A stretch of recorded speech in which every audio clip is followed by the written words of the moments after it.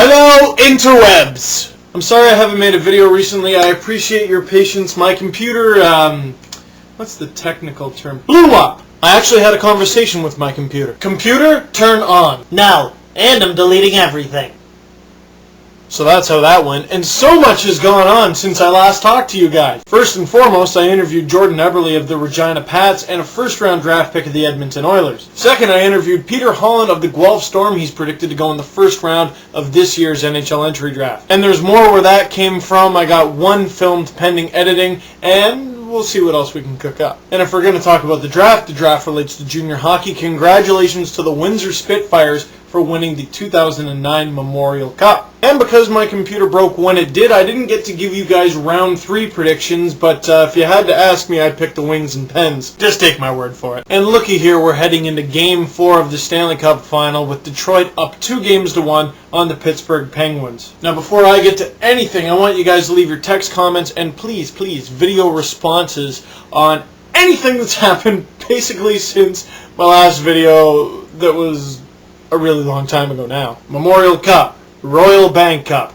the third round, the finals, any of the signings, anything. Now in the first 2 games of this final, Detroit full control. And even though Chris Osgood was big in the Detroit net, it never actually seemed to me like Pittsburgh had a chance in either of the first 2 games. While it looked close and the score wasn't exactly a blowout, the Wings just have this calm control of the game no matter what the score is. Third game, bit of a different story. Dan Bylsma used home ice to his advantage, got the matchups he wanted against Detroit for the most part, and just got the Penguins to send wave after wave of offense at Detroit so that they could take Game 3. Now, oddly enough, despite the loss, it still seemed like Detroit controlled the flow of the game. After the first goal by the Penguins, boom, they got another one right back. One of the most impressive things about Detroit's cup run so far has been the underdogs, the guys that are just coming up, the John Ericssons, the Darren Helms, and the Justin Abdelkadabras. Man, I hope that sticks. A big story for the Penguins, despite all the criticism he got for last year's finals,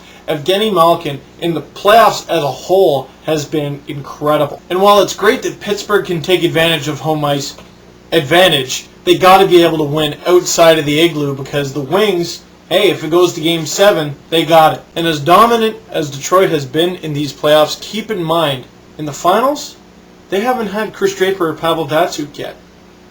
Yeah. So my main question to you, who is going to win this series and in how many games? Second, I want to know your Conn Smythe winners for either team. And third, anything. After all, I haven't had a webcam for 3 weeks and I got to talk hockey with someone. And last but not least, I got to give a big shout out to Joseph DeBenedictis from The Wee Show. He's been my cameraman for these interviews, a good friend of mine. But guys, those interview videos that I uploaded, they wouldn't be on the internet if it weren't for this guy because after all, my computer was busted. Can I just tell you how hard it is for an internet dork not to have a computer? Like, I got to read some of the YouTube comments when I was at a buddy's house and went on their computer. A lot of people think I was like abducted by aliens or something. And I'm all like, what? No, I'm fine. That happened years ago. So anyway, guys, please post your responses, preferably video, to YouTube and leafspace.com. I am glad to be back. Why did I say it like that? Anyway, do it.